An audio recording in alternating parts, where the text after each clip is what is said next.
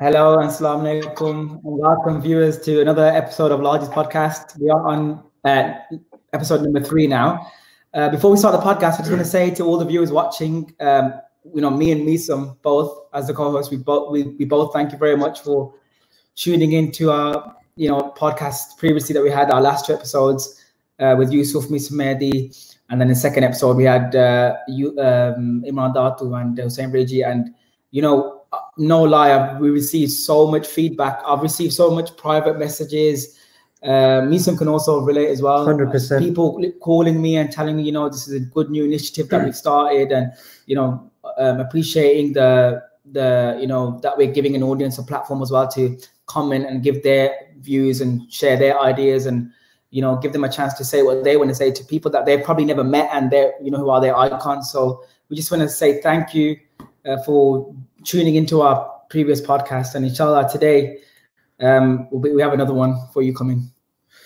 जैसे ही अब्बास ने अभी आपके सामने कहा, मैं भी ज़रा उर्दू में आपके सामने जल्दी से मुख्तसर बताना चाहूँगा कि ये हमारी अब जो एपिसोड हम कर रहे हैं 3री एपिसोड है, और हमें अल्हम्दुलिल्लाह बहुत अच्छा फीडबैक मिला। जिस तरह हमने आपको पिछली दफ़ा भी बताया था कि लोगों ने बहुत इस आइडिया को और इस इनिशिएटिव को पसंद किया, और इसी सिलसिले को हम आगे बढ़ाएंगे। जिस तरह आपने देखा, हमने पिछले प्रोग्राम्स में यूके के जो मदा खान, नोआ खान और मंकबत खान है उनको आपके सामने पेश किया, और आज भी आपके सामने एक बहुत खूबसूरत और अच्छे शायर को आपके सामने पेश करेंगे, अभी आपका तारुफ करवाएंगे। तो यही है कि हमारे साथ इस सफ़र में आप साथ रहें, इस पॉडकास्ट में आप सवाल पूछिए और just take your part.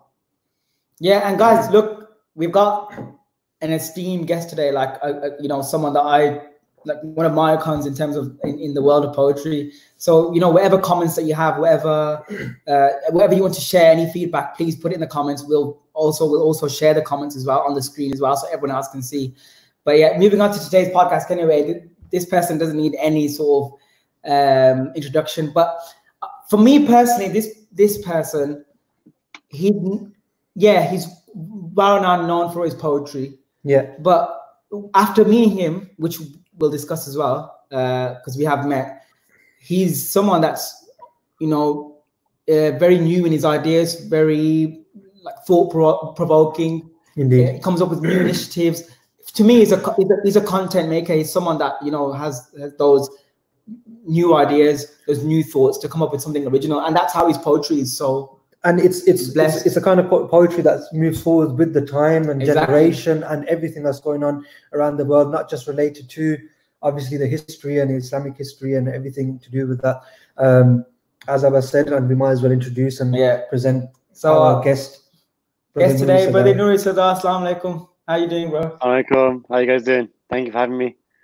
No, alhamdulillah, I'm good, man. How you been? How are you coping with the lockdown? Did you finish? Well, we're coming out of lockdown. Yeah, it's weird, yeah, because things are kind of like getting there's more freedom now. We're not as tied up as we used to be.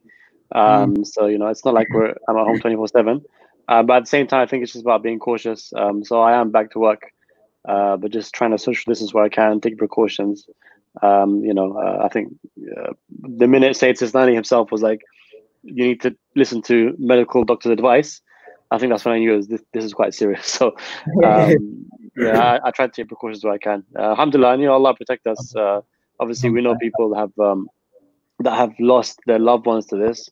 Yeah. We know people that have suffered to this, so it is very serious. It is just about adapting lifestyle, and we hope obviously that first du'as for all the doctors who are on the front line and really fighting this. We know some ourselves, and also we pray to Allah to really just help us through this difficult time.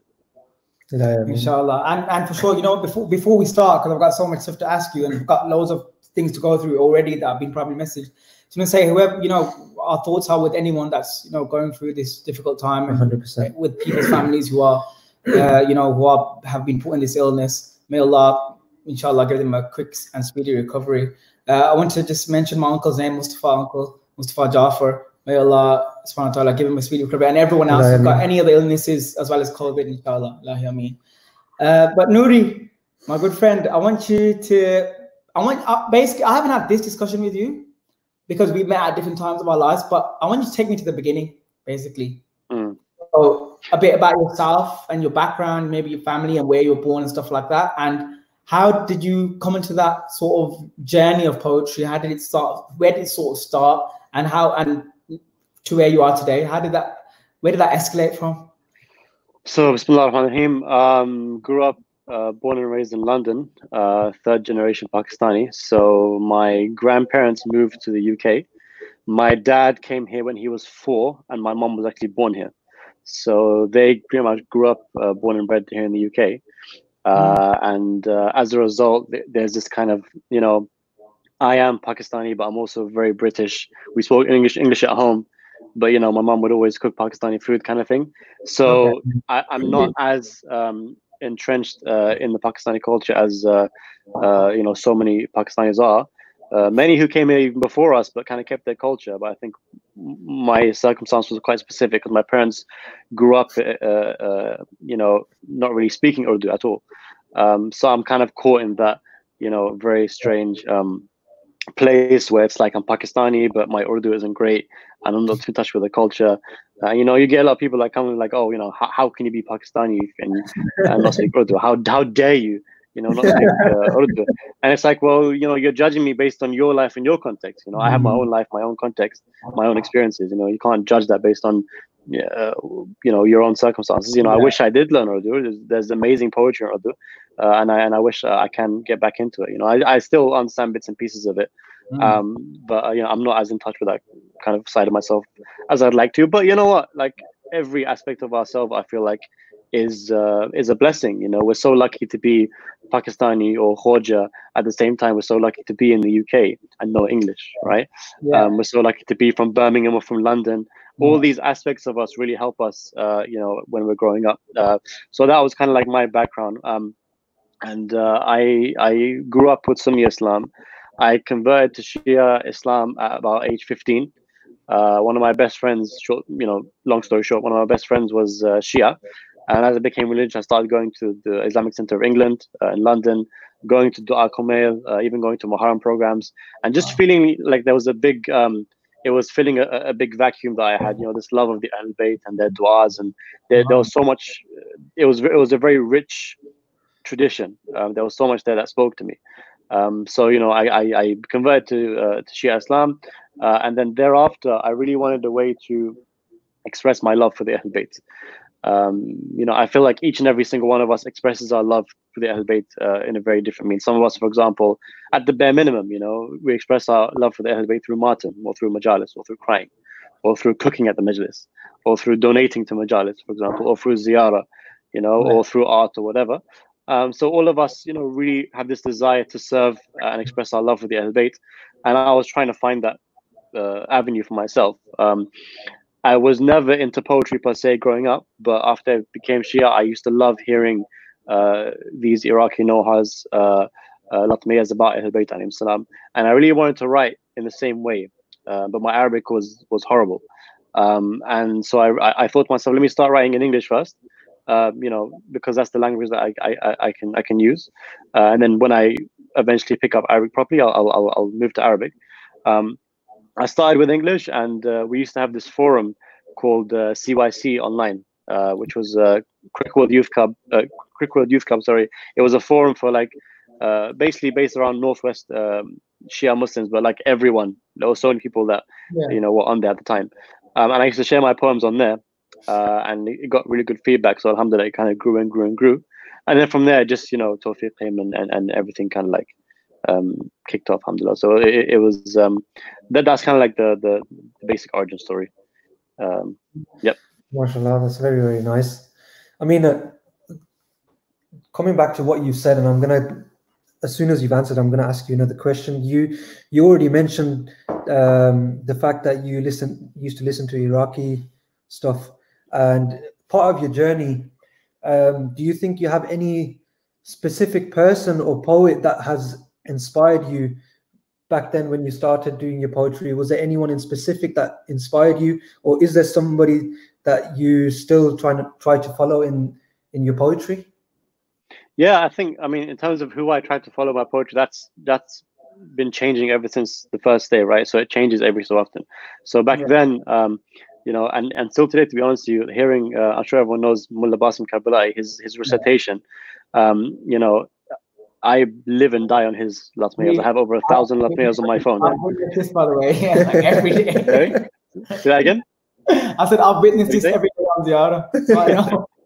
I've got a collection of over 1,000. I actually had I had a collection. I remember it got deleted, but I had a hard drive with like literally over 1,000 latmiyas from Basim, and everyone used to try and get it off me because I had stuff that I'd pulled from, you know, different cracks and corners from all over the. But the thing is that he recites so much, and what's amazing is that he recites from different poets as well. Especially now. Back then, when I was listening to him, he only recited from one or two, but now he recites from so many different poets. So what's nice is that when I hear the Noha or the Latmiya, you know, every poet writes in their own kind of way, and what I'm being fed into my ears and into, you know, and what I'm learning from is all these different styles of Arabic poets. That write in their own kind of different ways. You know, there's a very specific structure, but they write in their own ways. You know, they write. You know, every poet, you know, tells his own story, kind of thing. So it really just collating all of that really gave me a lot of strength. And I think one great positive as well is that no one was really writing, or there were many, but very few people were actually writing English Noha or English poetry in the same way that those Iraqi poets used to write. So I think that's why, like, in my opinion, like the Khoji, people from the Khoji community, Pakistani community, appreciate my poetry more, is because they don't get to hear that kind of taste of what Basim recites, you know, because they don't fully understand it. But what I try to do is bring that kind of tongue into English. And ever since, again, like since then, it's evolved so far. So I've even taken different like ways that Pakistani poets recite. You know, even like ways that, you know, we'll talk about this later, but transcending into the word, the spoken word as well, looking at non-Shia poets who inspire me. So it's continuously growing. You know, I think that's an important part of the path that you take when you're reciting or writing, is that you're continuously growing and continuously learning from different people. That's interesting. You know, Nouri, you mentioned like with Basim Karbulai, for example, we've got a comment from Munsir Ahsantum, Munsir Jafar. Munsir, thanks for tuning in. Keep sharing your comments, and I'm sure if you got any questions, then please post them on here. I'm sure Brother Nouri will answer them for you. But yeah, going back to what I was saying, you know, with Basim Karbulai, did they have like I know how like in sort of the Urdu sort of field where people like have their like basically their poets that the go-to poets in. So like the top 3 or something like that, where everyone wants poets from them, like that their poetry from them. Is that how it works in the sort of Arabic field as well, and the Iranian field? Yes. I don't. The Iranian one, I'm not sure. With the Iraqi one, it's pretty much the same thing. So, like Nadim Sarwar, for example, has his 2 or 3 guys. The same thing. Basim used to have one guy basically, which was Jabir Kalami, and a few here or there that he used to recite from as well. But now he recites from more than like 20 different poets. Oh, wow. Yeah. So he has his main 1 or 2, but you know, he has a set of about 20. But the thing is, what's nice is each and every single one offers something different. So, for example, he has one, his main one, which is Abdul Khaliq Mahanna. That guy recites like he writes very powerful stuff, you know, very hard-hitting stuff. Then he has one that's very good at Fusha. And he has one that's a Lebanese poet that offers a different perspective. He has 2 Kuwaiti poets that are very, you know, the way they write is very like they're great at storytelling, and you know, they're very smart at building stories. So each of these poets kind of offers something different, which is so great. And every time he recites something, you see like it from a different light. You know, so yeah, so it's the same kind of thing. You know, he has. I think every reciter works a different way, but with Basim right now, because like there's no way to explain how big he's become, how great he's become. Because you know, I think back in the day when I used to try to explain Basim to Pakistani friends, I'll be like, he's the Iraqi Nadim Sarwar. But even that comparison is impossible to make now, because number one, you have the fact that, you know, under Saddam, so many Iraqis listened to him in private, in secret, fearing death, because if they were found with one of his tapes, they'd be killed, right? And then when Saddam fell, he was brought in. You know, if you there's a video online about his first return to Karbala, and you see the video of him going inside the shrine and people just going absolutely crazy over him, not because, you know, not from a celebrity standpoint, Yeah. but because they lived for like 10, 15, 20 years Yeah. in fear with his voice as their companion. Yeah, right? imagine. Now when you go Arba'in, you hear his voice everywhere.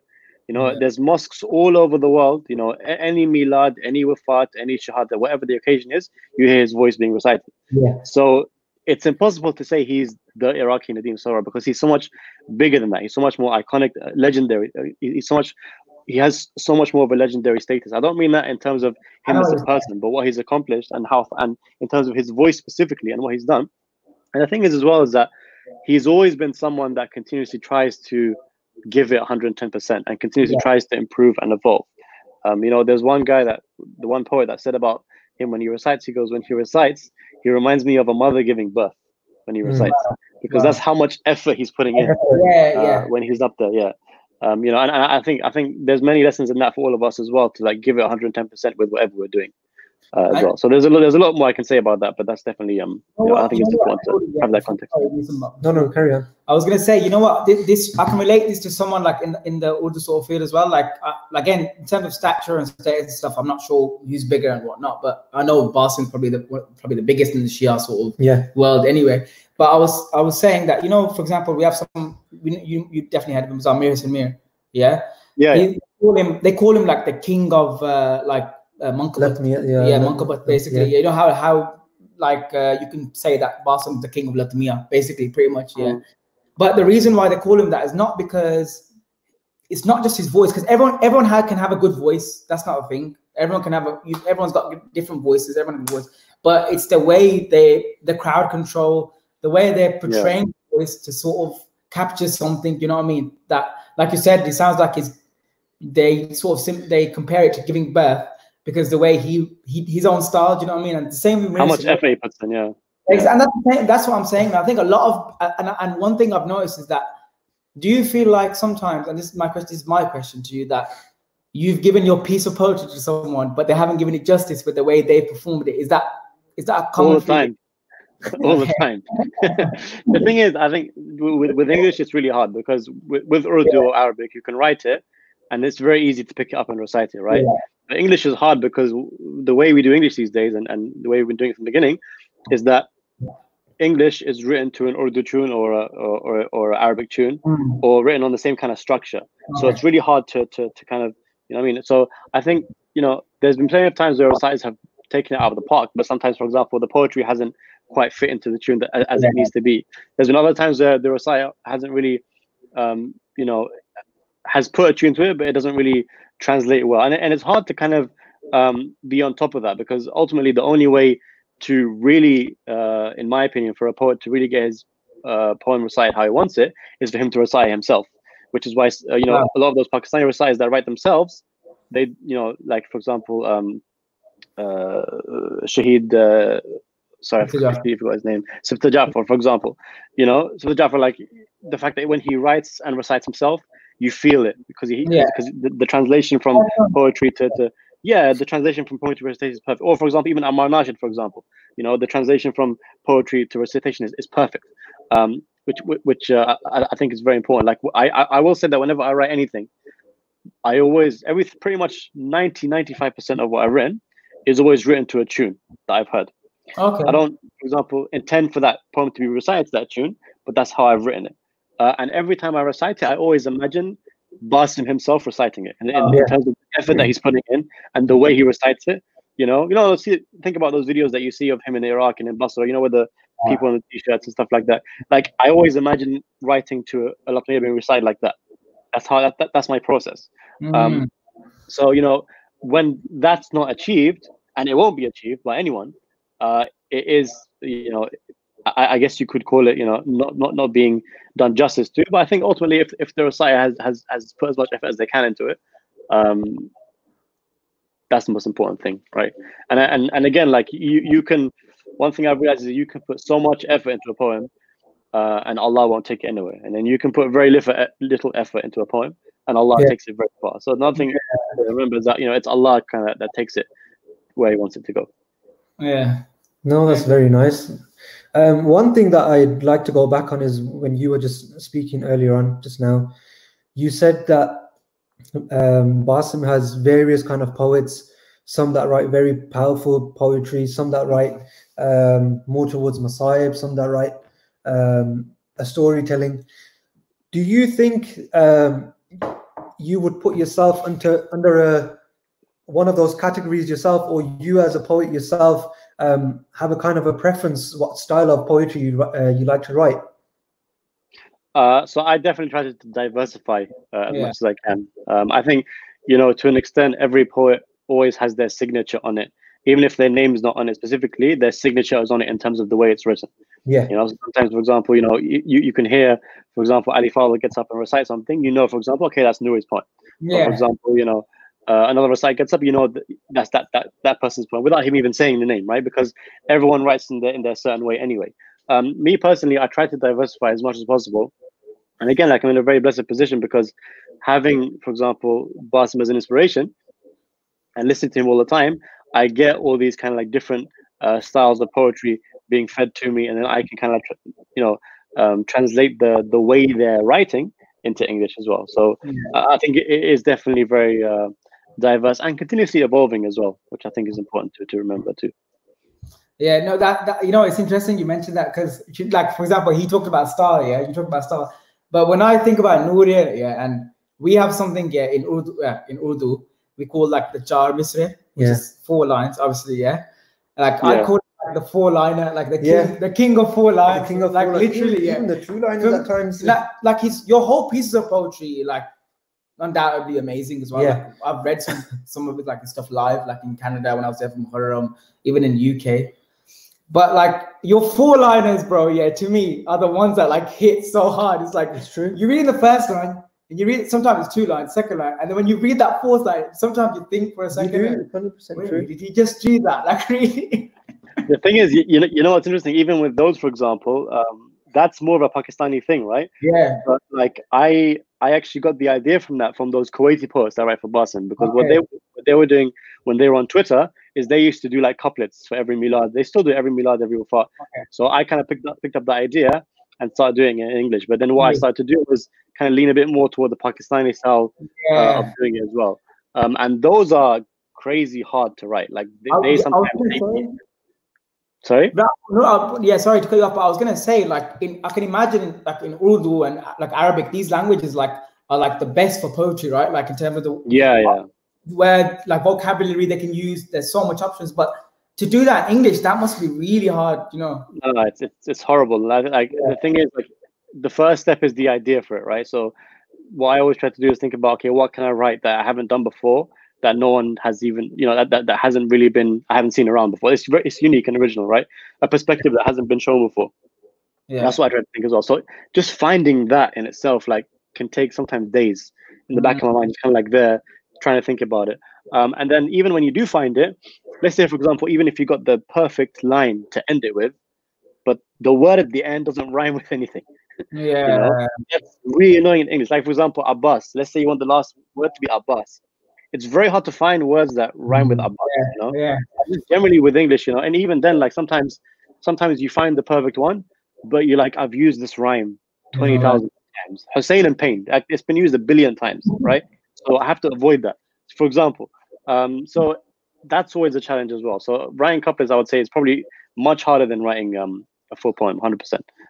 You know, but I think what's amazing is that, you know, in this age of social media and everything, and people really wanting quick and fast content, I'm really alhamdulillah, I think I'm really grateful that it's found a place, and it has that effect on people. You know, every milad you're scrolling through Instagram, it's just a reminder about Ahl Bayt, which I think is really wonderful, alhamdulillah.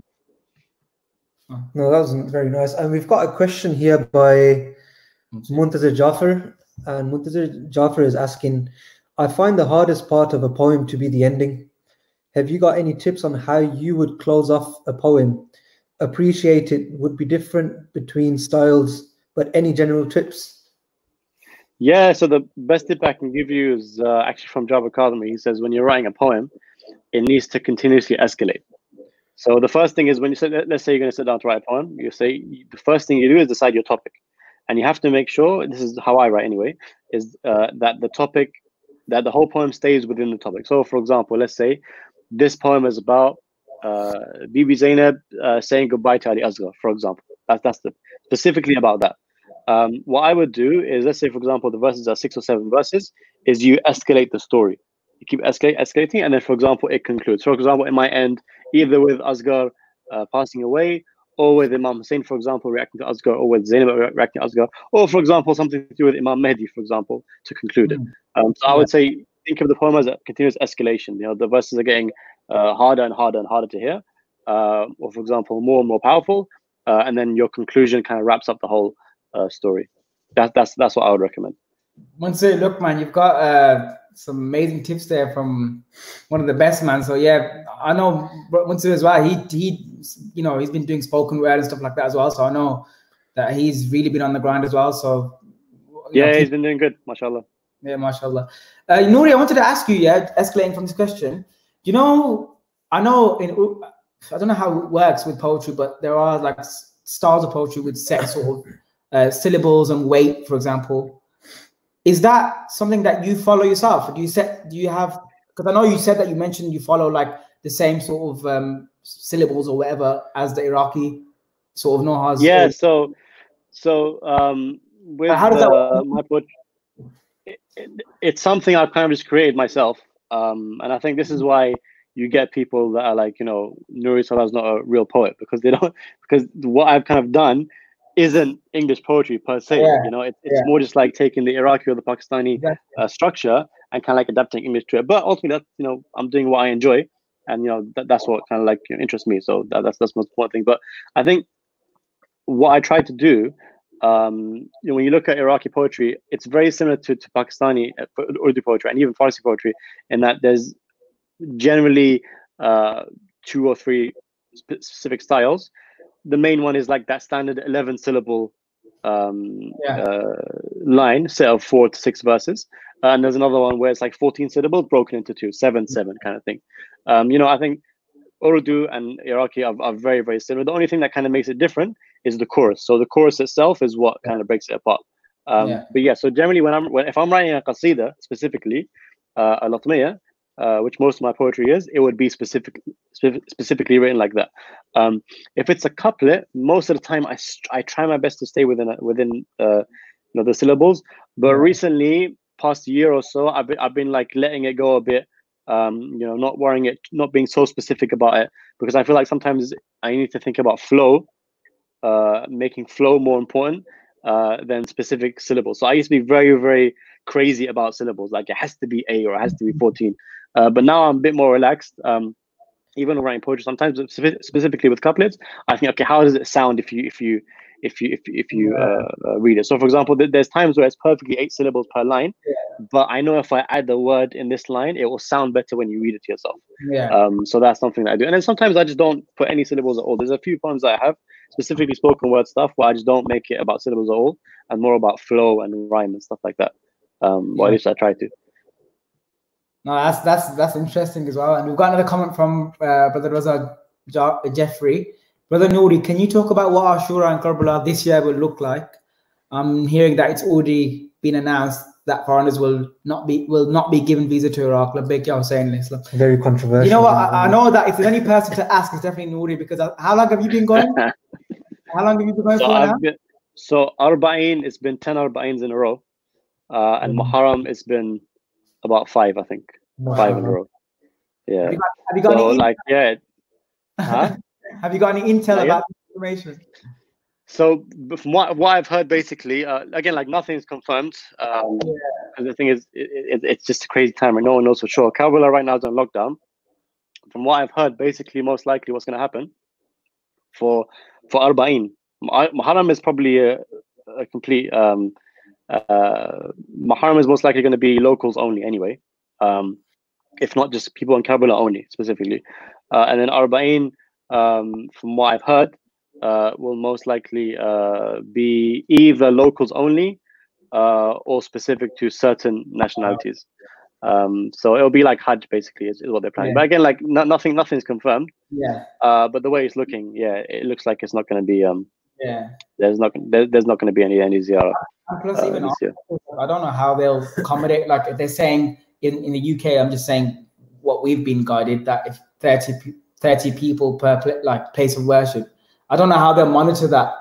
You know what I mean? It's not. You can't. I mean, that's the problem. There's a pandemic. It is what it is. You know, there's a flu. There's a virus going around. And any sort of gathering like that will you know, it will cause problems and cause a lot of and be a health emergency. But I think that, you know, again, like I'm just going based on what I've heard. Nothing is confirmed. There's not like you know, I could be completely wrong.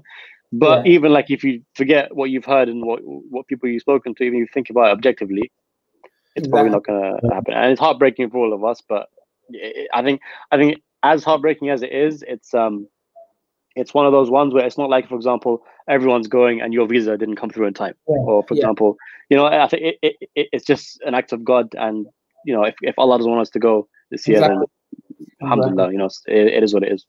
Exactly, that's true. I think Meeson's got another question for you here. There's one question I had, and the thing is, I've had some questions myself as well, because my father himself, he's an Urdu poet, and when he writes, I see the way he writes. Sometimes I see the way he's completely spaced out and zoned. He's in a specific set of mind, maybe not even present there, you know, mentally. And there's a question in regards to that.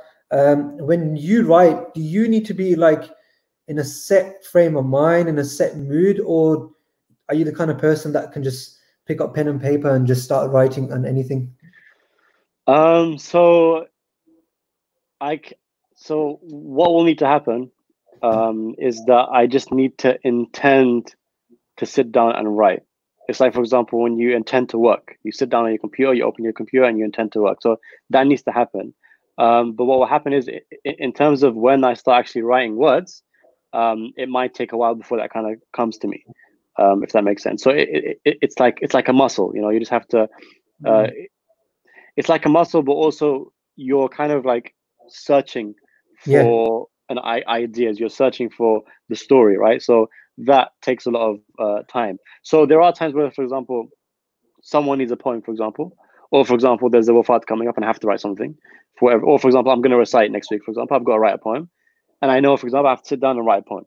There's that. Then there's another feeling where it's like I just felt so emotional hearing this latmiya or having this memory or going for ziyarah or whatever. And I just have to like write something. So those are kind of like the two ways that it kind of comes about. But specific to writing a poem, it's you know, I can sit down and kind of put myself in the mood, but it's very hard. It's very excruciating. It's almost like pain. It's almost like weightlifting, because but instead of, you know, using your arms, it's your mind, and your mind is, you know, really struggling. And you know, it tires you out because you're thinking so hard about not just trying to write a poem, but trying to write something good. You're trying to write something different. That's what's hard about it. Not that I'm saying my poetry is good. I'm saying, but trying to write something good and putting a bit of effort in there to make it different makes it really hard, you know. And I think that one thing that people don't understand is how taxing it can be. Like, for example, you know, when reciters ask me for a poem, let's say, for example, Abbas will be like, Nouri, I want to recite 2 weeks. Can you please write a poem for me? Usually I don't reply, but let's say, for example, I say yes, no problem. I'm gonna write this poem. And the thing is, like, you gotta understand, for the next 2 weeks, I've got in the back of my mind, no matter what I'm doing, if I'm going grocery shopping, if I'm looking after my kid, if I'm, you know, like at work, driving, in the back of my mind, I'm thinking, okay, I've got to do this poem. I've got to do this poem. I've got to do this poem. I've got to think of an idea. I've got to think of an idea. And it's pecking away at my mind that whole time, right? It's very, you know, it's not easy. It's almost like an anxiety, which is why I just stopped writing for reciters, because I was like, I can't, you know, it's too stressful. It's stressing me out too much. I can't do it. It's not easy, because, like, you know, it might be just because of the way I do things and the way I kind of, maybe I haven't figured out how to like switch off that side of my brain and tell myself, don't worry about it, you know. That might be what the issue is, but in terms of the way I'm wired, it's hard to it can be very stressful to know that I have to write and to write it. And I think the problem with, you know, a lot of reciters don't understand that. It's like You know, it's like, you know, oh, you know, you get like a random DM from someone you don't even know, brother, I want this poem, please, thank you very much. It's like, well, you know, do you understand how difficult it is? I mean, it's like I don't like a time you say, brother, I need a house, please. Build it for me next week. Thank you very much. Bye bye. That's not take into appreciation how difficult it is. It's very difficult to write a poem. Yeah, and I'm not saying that. I'm just saying that because I have experience in writing. I know how it feels. You know, it's not easy. And then you get people who are like kind of offended, like, you know, asking for a poem, and you just didn't do it. You know, I think one thing is, you know, a lot of the time, for example, I tell people, look, I don't have time. When I say I don't have time, what I mean is I don't have time to think about it. I have time to write it. Everyone has 20 minutes or half an hour to write it, but I don't have time to think about it. That's the issue, like finding that time to think about it.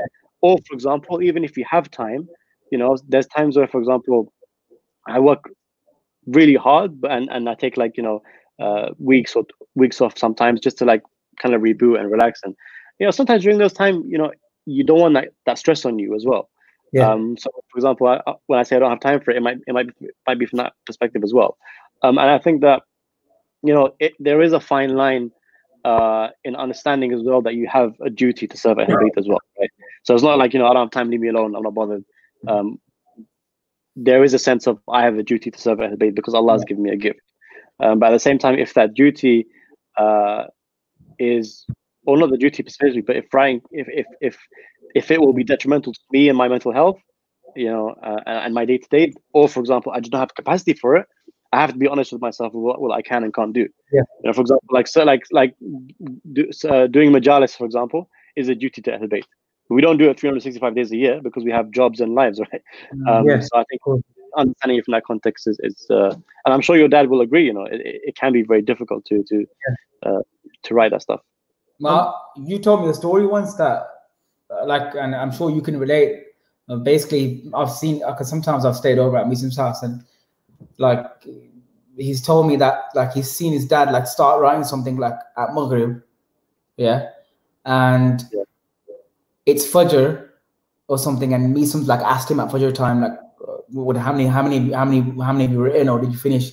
And he's like, son, I've only written one line.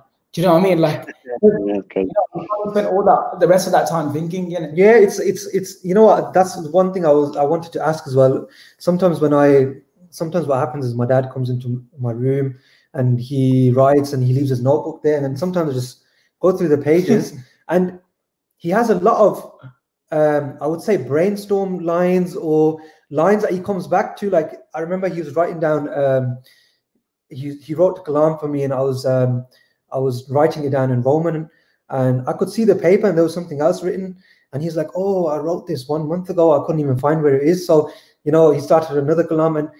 And with yourself, in terms of writing, are you that kind of person that focuses on completing a piece of poetry once you start it, or do you have that kind of routine as well, where you have something in your mind, you write it down, but when you want to continue, you think to yourself, you know what, there's not been justice made on this kind of piece of poetry, and you come back to it later on? Honestly, it varies over the years. So there was a time where, for example, my mind was just shooting lines of poetry left, right, and center. And I just jot down ideas, you know, jot down couplets and then finish them later and then come back to them. And, you know, I was writing like crazy amounts. But I think when you get older and you have more, you know, things kind of like grabbing your attention, especially in this day and age with social media, everything's grabbing your attention, right? Instagram grabbing your attention, Facebook, and I work in media, and I use social media a lot because of that. So because of that, I feel like, you know, I don't, my mind's not as busy. And recently I've tried to like log off completely off social media to kind of like rejuvenate my mind. Another issue I have is that I compartmentalize all my areas of life. So, for example, I have one slab which is like home and family. I have one slab which is like poetry and Ahl Bayt. I have one slab which is my main work. I have one slab which is my freelance work, which is on the side. I've got a few like businesses that I do as well. And then, you know, for example, I've got my interests and I've got my podcast, which is about film. So they're all very different things, right? So the way my mind kind of works is that I compartmentalize all these different things and switch between them. So because of that, it's not like I'm driving to work and, you know, as often I'm driving to work and like my lines will come to me anymore. Nowadays, it's more like I have to put myself in that state of mind to write something, which I think for me is better. Again, it works different for everyone. For me, it's better. Let's say, for example, tomorrow's Wafat Imam Jawad alayhi salam. I know, for example, I have to get a couple out on Instagram. So the day before, I'll be thinking, okay, what can I write? Yeah. That's how it is kind of like for me. There's been times where it's taken me a year to write a qasida. There's been times where it's taken me half an hour to write a qasida. It just kind of varies. I started writing one about Imam Mahdi, Allah his repentance, a few months ago. I haven't finished it yet. It's still there in my notebook. So that does kind of happen as well. I have unfinished stuff all the time. The one place I probably write most is on airplanes. I don't know why, but whenever I'm in the sky, I'll usually like write 3 or 4 poems and kind of like just forget that I've written them and come back to them when there's a majlis and just remember that I wrote this poem or that poem. And just generally with traveling, I think before, when I used to write a lot, I was when I was on the train a lot, I was writing a lot as well. So I think commuting is kind of like a big thing. I think when you're driving, you have less time to obviously. Yeah, obviously. You can't write or work when you're driving. So yeah, you do kind of need that space to breathe.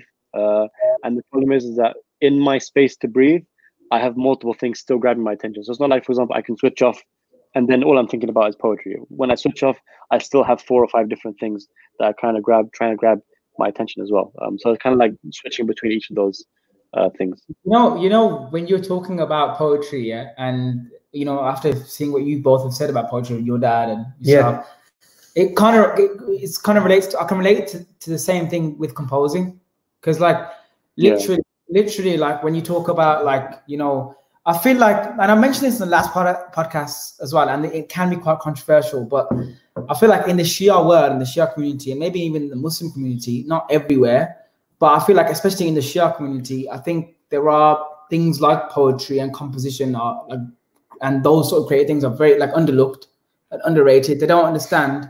Like you said, like someone will message you randomly on Instagram and just say to you, can you just send me this, like it's gonna come out the sky or something. They don't realize that, what we're still doing. Yes, I believe that we've been given, the guidance from God. Yeah, like of course, but it does require your time, your effort, your energy, your mental energy to be able to sit down and write something. Yeah, it's a lot of stuff that goes. And I think half the problem we have in our community is that people don't appreciate. Not everyone. I'm not going to pinpoint everyone, but there are people that don't appreciate and don't see how much time and how mentally straining it is to be able to produce those pieces of work.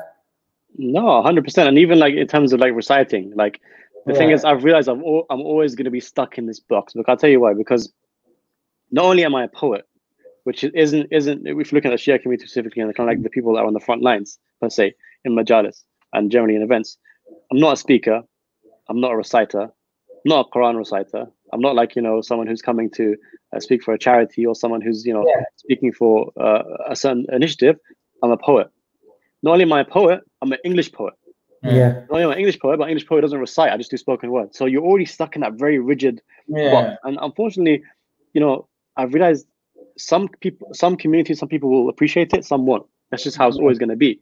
So for example, I found myself stuck in this box because, when I started reciting, I realized that what I feel like event organizers were doing was like, for example, having an event, let's say, especially, with university students. I feel like this is part of a learning curve as well for everyone.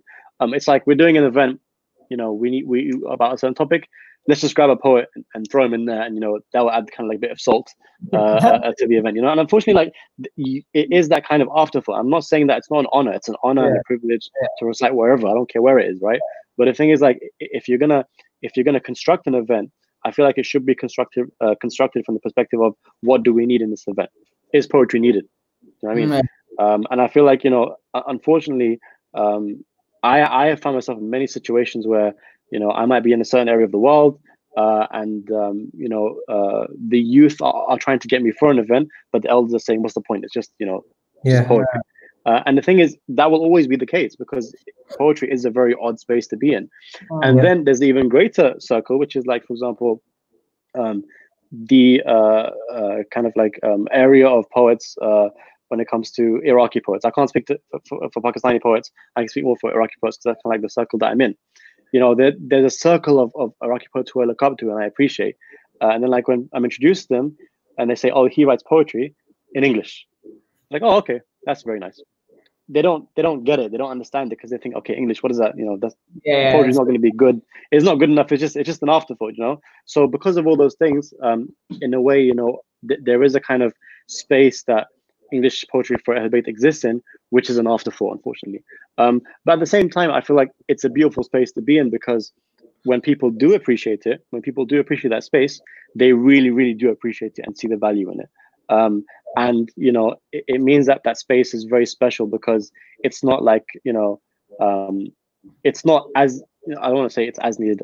It's not as, you know, main. I don't want to use the word mainstream, but it's not as in the eyes of the community as, for example, speakers are or reciters are. But it has a very special place in people's hearts of people who can appreciate it and do connect with poetry. Yeah, I mean, just like I'd like to actually expand on that further with a question we have from the audience, and that's exactly what you just started talking about, English content in general in Azadari. And the question is, in your opinion, what do you think the need and demand of English content is out there, and how much of a big role does it play in Azadari today, related with obviously all the social media we have these days? I mean, you know, I think it's very important that we connect to our roots. And this is something that I didn't really believe in before, but I definitely believe in now, like with age and maturity. We have to be connected to our roots. We have to be connected to Urdu. We have to be connected to Arabic and Farsi. These languages are very important. Our culture is very important.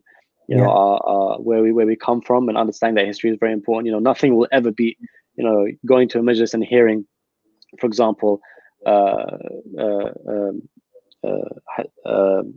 Safta, sorry, I completely gone blank. Ali Safta, or, you know, Ali Mir reciting poetry. You know, nothing's ever gonna beat that. You know, you replace that for an English person, for an English person reciter, it's not gonna have the same effect. There's no doubt about that whatsoever.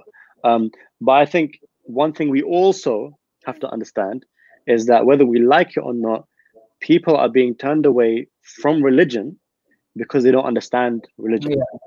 And we need to be honest about that. You know, people are being turned away from Azadari because they don't understand what's happening, you know. So when I write, I'm not writing to replace Urdu. I'm not writing to replace Arabic. I don't think we should just, you know, have only English in our sentence completely, because our languages are very important. But the unfortunate reality is, you know, youth are being turned away because they don't understand what's happening. They don't understand, you know, when the reciter is getting up. I know a lot of reciters that don't understand what they're reciting.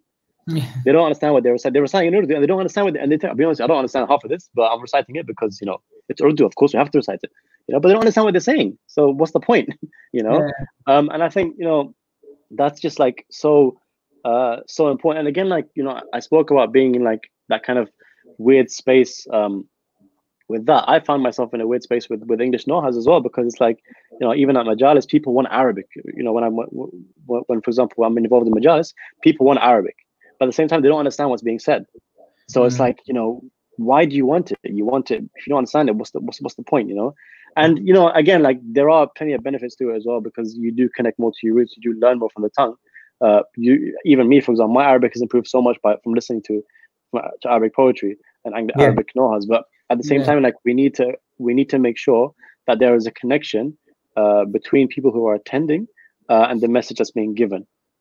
We have that in English now when it comes to speakers. So for example, you have your sheikh that comes to the majlis and he's speaking, you understand what he's saying, great. But then when the matam starts, you want to connect to that part as well.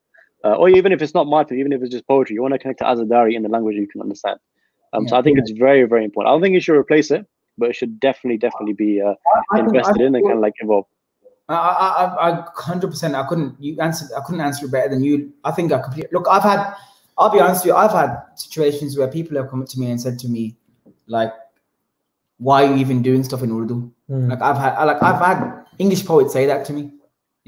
And this conversation goes on and on. But I've never understood why it should be related to one language. I understand the importance of it for us though being here, like what you've mentioned.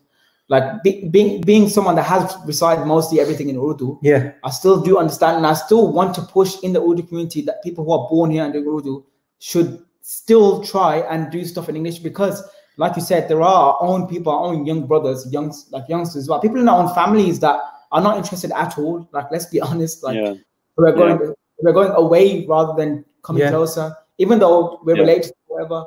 And we need to sort of like in our communities, you know, push them to do stuff in English as well. But the thing is, what I have a problem with, and this is more about technical stuff, and we've spoken about this, is that, you know, I just don't like the way English is being done in our in sort of the Shia sort of field.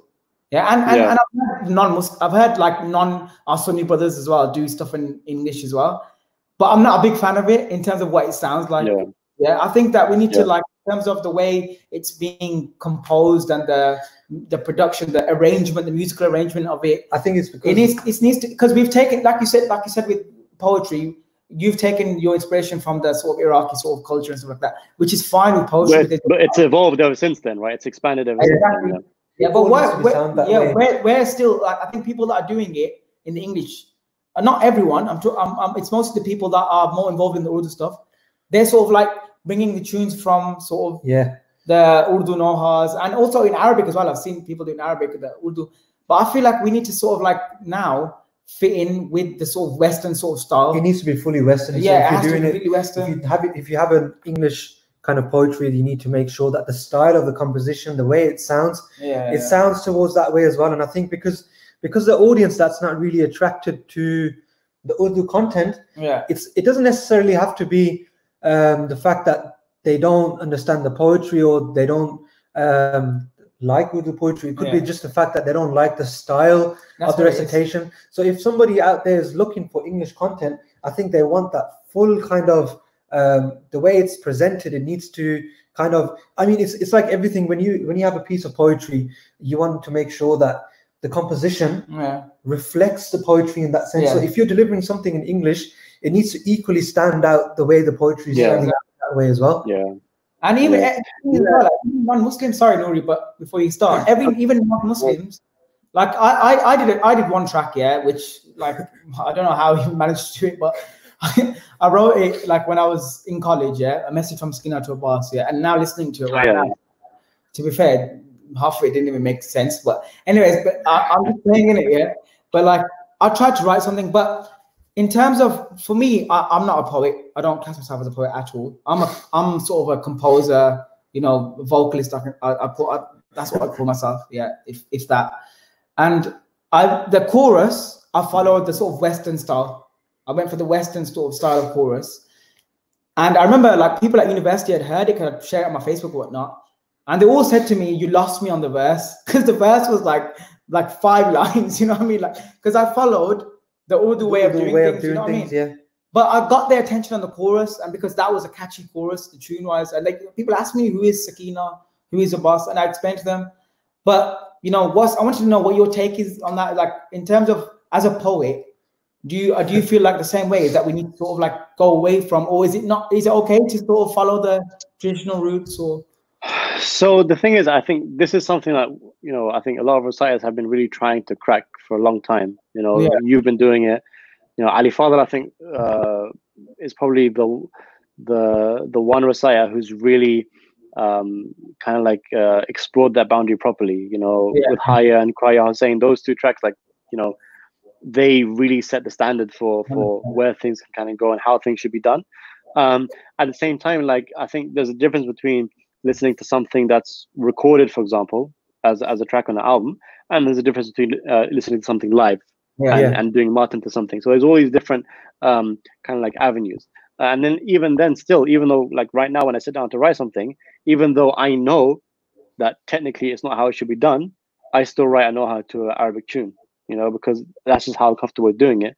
And I think one thing I realized as well is that, you know, we always try to, as poets and reciters who recite for Ahl Bayt, we always try to, you know, explore where this stuff should go and how it should be done, because, you know, English is very new. It's not, I mean, it's been like over 10 years now, but if not 15 years, but I think, you know, it's still finding its place, and it will continue to find its place. And one thing I kind of realized recently is that you can't change culture. You know, when you look at Pakistani Martin, the way it's done, you can't just stand up and say, okay, everyone stop doing this now, let's do it this way now. Everyone's stop reciting this way. Let's do it this way, because it's come, as a result of hundreds of years of evolving and people coming together and kind of happening naturally.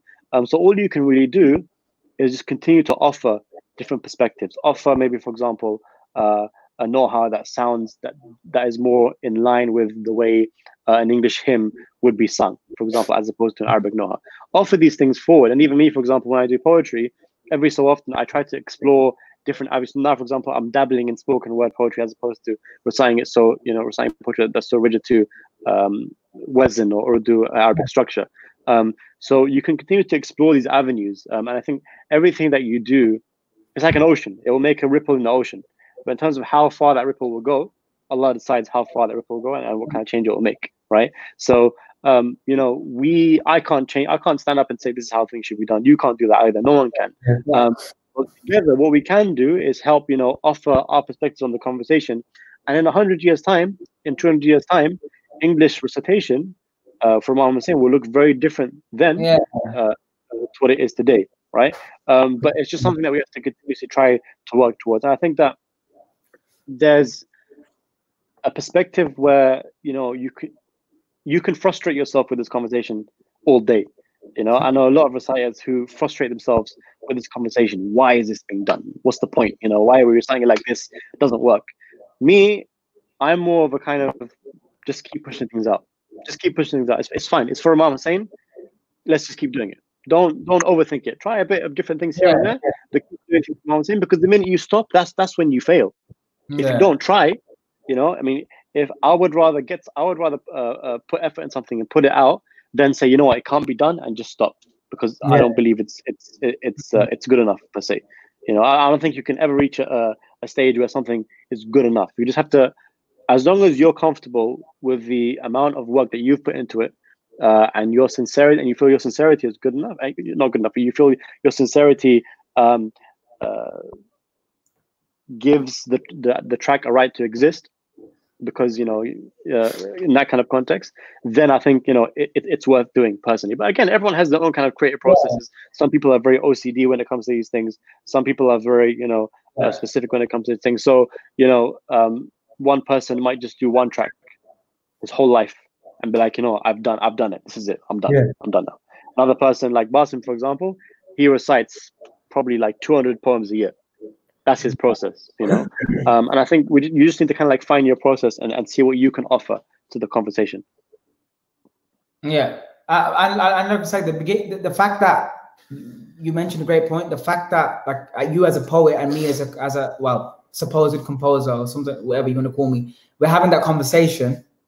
Yeah, is a good start, because I think that's what's missing, isn't it? Is that we've had some great tracks like you and, for example, the Johnny Brothers. Yeah. Some good features that have set the standards, like you said, like Ali Fadl as well. Yeah, that have taken it in the right direction. And like you said, with stopping that, we're stopping the growth, isn't it? Initially, that's what it is. So I think the fact that we can have this conversation now, I think we should come together, like I said, as a community, whoever's involved, and we should take our sort of what we've done so far and then keep going and progress. That should be the main creating that link in between and moving forward together. 100%. Yeah. Well, what we'll do is, because we've got like a couple of minutes left. Yeah, it's been 58 minutes. We're just gonna do a quick firing round thing. Yeah, so try and answer them. Look, there's some that are like, I'm reading some of the questions. Yeah, and people are asking about things that are not to do with poetry. But I don't mind. But where's the questions coming in? I can't see them on YouTube. No. We're getting private ones right now. Messages. I keep telling them to put it on the comments, but I think some of them don't want to share their names. Yeah. Ask me anything.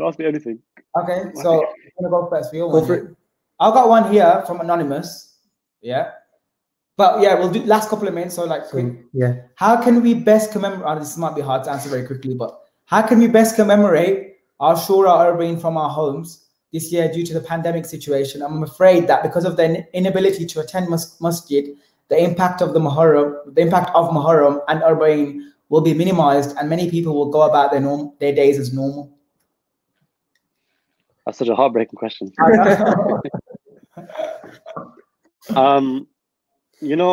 Everything starts from home, right? I know you said quick fire, but let's just get into it. I'm happy to extend the right. I know I told you 1 hour and cut, but I'm happy to carry on. You know what? Everything starts from home, right? So, you know, if for example, you're stuck at home, try and do not from home at the very least. You know, I think that's where it starts. I mean, there was a nice, there was one man in our community that really inspired me. There was a protest, I think it was against Bahrain or something like that, back in the days, 2012 or whenever it was. And the protest finished, and I saw everyone was leaving, and I saw this guy come up to the fence of the embassy. He just said, you know, he recited a few things and he walked away. And he's like, I came, I protested, I done my wajib, and now I'm leaving. Even though I came late, I still tried to do my wajib and left. Right. So at the very least, you know, do your duty in whatever way you can.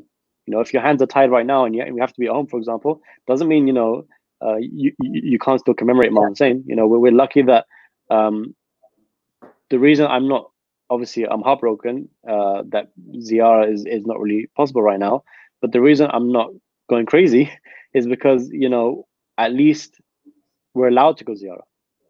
You know, at least it's not a case of, you know, there's a Saddam or there's a, you know, mutawakkil in power that doesn't allow ziyarah. Or for example, we're not allowed to mourn, as so many of the people in Karbala and in Iraq generally, you know, during Saddam's time, they weren't allowed to mourn.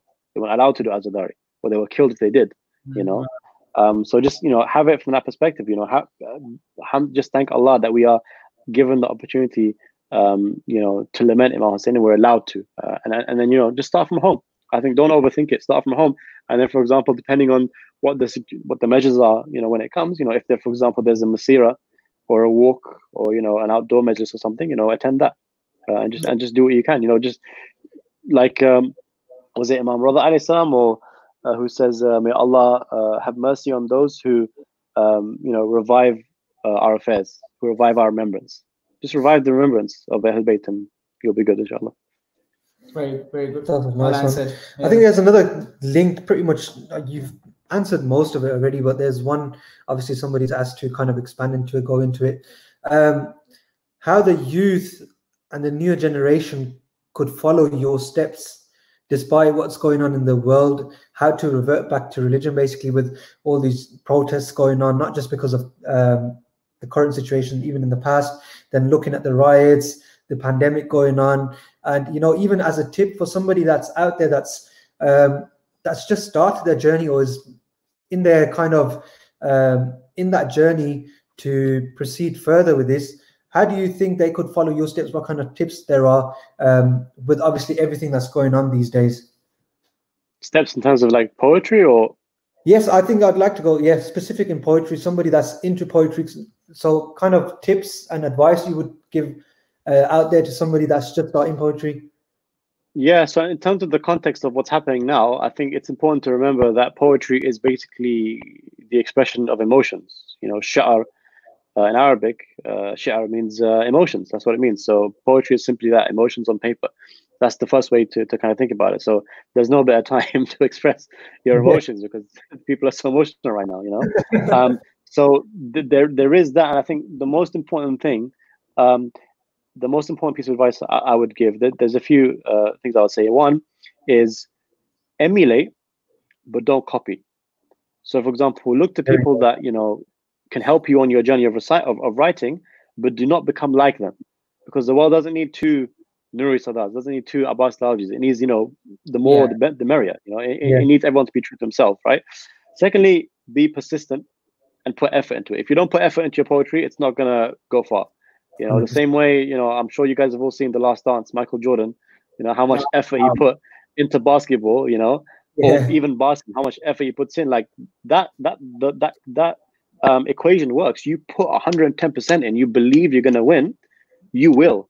Imam Ali has a hadith where he says, if the son of Adam wants to reach a certain goal, and he genuinely, I'm paraphrasing, he genuinely puts all his effort to reaching that goal, he will either get there, or he'll be a little bit less or a little bit more.